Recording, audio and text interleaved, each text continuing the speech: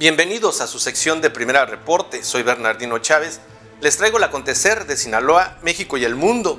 El 23 de marzo de 1994 fue asesinado en la colonia Lomas Taurinas, en Tijuana, el candidato del PRI a la presidencia, Luis Donaldo Colosio. Tras los disparos que le arrebataron la vida, la multitud se abalanzó sobre un joven de 23 años al que se acusó al instante de ser el homicida. Fue trasladado a varias dependencias de gobierno donde se le interrogó, se le torturó y se le aisló por completo. Días después, Mario Aburto Martínez fue presentado ante los medios de comunicación y desde entonces empezaron las especulaciones sobre si se trataba del mismo individuo al que personal de seguridad había detenido en Lomas Taurinas. Han pasado 24 años desde el magnicidio y aunque el caso no se ha cerrado, el expediente completo permanecía bajo resguardo en el Archivo General de la Nación, escondido para los mexicanos hasta el año 2035. Sin embargo, por considerar que se trata de un asunto de interés nacional, el gobierno actual decidió abrir el expediente y la organización civil Mexicanos contra la Corrupción y la Impunidad dio a conocer algunos de los aspectos más importantes del caso luego de consultar las 9,000 páginas de la investigación.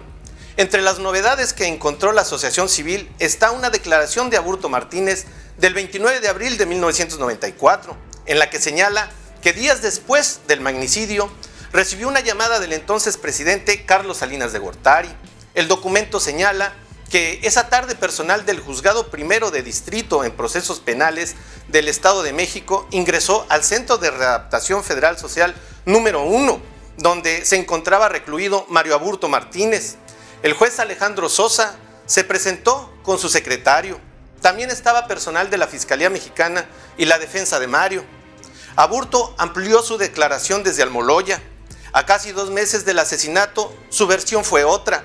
Nunca dijo lo llamaban el Caballero Águila, jamás tuvo un apodo, tampoco estudió en un seminario, no estuvo en Chiapas, no sabía nada del EZLN y nunca se preparó con armas de fuego para asesinar a Colosio. En cuanto a los hechos, fue un terrible accidente. Me golpearon en la pierna derecha y perdí el equilibrio, indicó la asociación civil. En su declaración, Aburto Martínez aseguró que cuando era trasladado del lugar del asesinato a las oficinas de la PGR en Tijuana, los agentes que lo llevaban boca abajo le dijeron que tenía que declarar que pertenecía a un grupo armado o a un grupo político y que en caso de no declararse culpable se vería en grave peligro. Agregó que fue sacado de las oficinas de la Procuraduría envuelto en un colchón. En un lugar donde se escuchaban las olas del mar, lo torturaron. Me dijeron que mi mamá también estaba siendo torturada. Según Aburto, querían que inculpara a alguien. En la declaración del 29 de abril, Mario mencionó una llamada del presidente Carlos Salinas de Gortari. Se acercó al declarante un agente que le dijo que el presidente Salinas de Gortari estaba en el teléfono y quería negociar con él, y que lo que el declarante quisiera, el presidente se lo iba a dar, pero que el de la voz tenía que prestarse a lo que él dijera y que, de preferencia, dijera que le había pagado un partido político. El expediente del caso también deja constancia de que elementos de la Policía Federal declararon como testigos de los hechos sin haber estado en Lomas Taurinas. El parte informativo de 4 cuartillas elaboradas por 9 elementos de la Federal contiene presuntas confesiones de Mario Aburto. A las 5:12 de la tarde, la bala de un revólver Taurus calibre 38 perforó la cabeza del candidato. Unos segundos después, otra bala entró por el estómago. Se le trasladó a un hospital. El que disparó se llamaba Mario Aburto Martínez, trabajaba en una maquiladora. Accionó el arma en 2 ocasiones, primero en la cabeza, lo remató con otro en el estómago. Se le arrestó.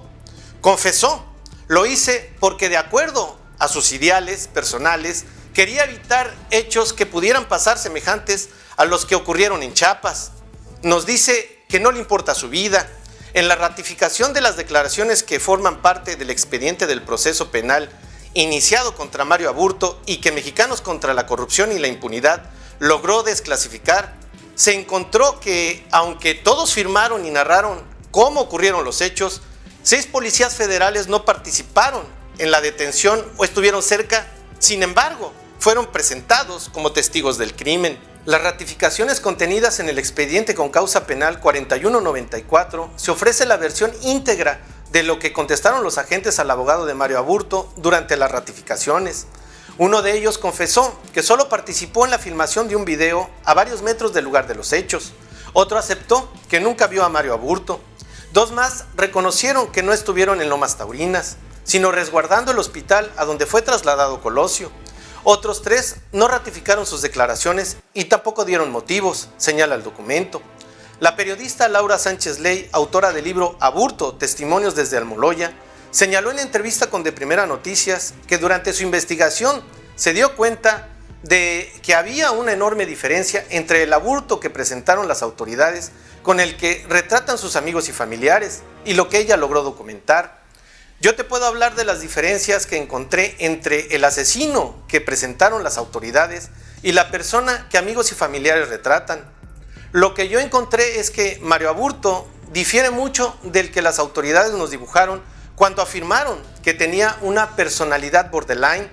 Realmente lo satanizaron. Por ejemplo, no es un hombre ignorante, como lo pintaba la autoridad. Se trata de un joven totalmente informado.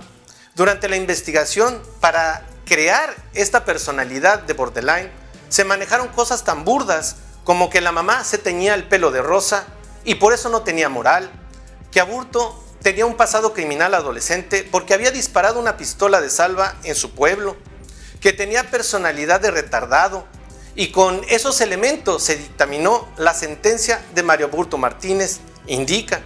Cuando se le pregunta por las distintas versiones sobre el asesinato de Colosio, entre las oficiales y las populares, desde la versión del asesino solitario hasta aquella que indica que la orden salió directamente de Los Pinos, Sánchez Ley asegura que le parece muy difícil creer la versión del asesino solitario.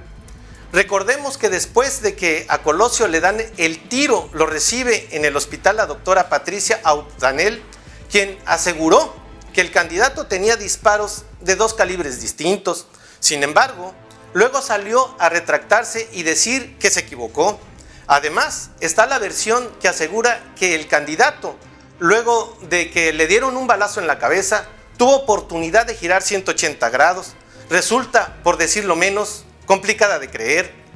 Pero darle luz al caso Colosio será decisión del actual gobierno.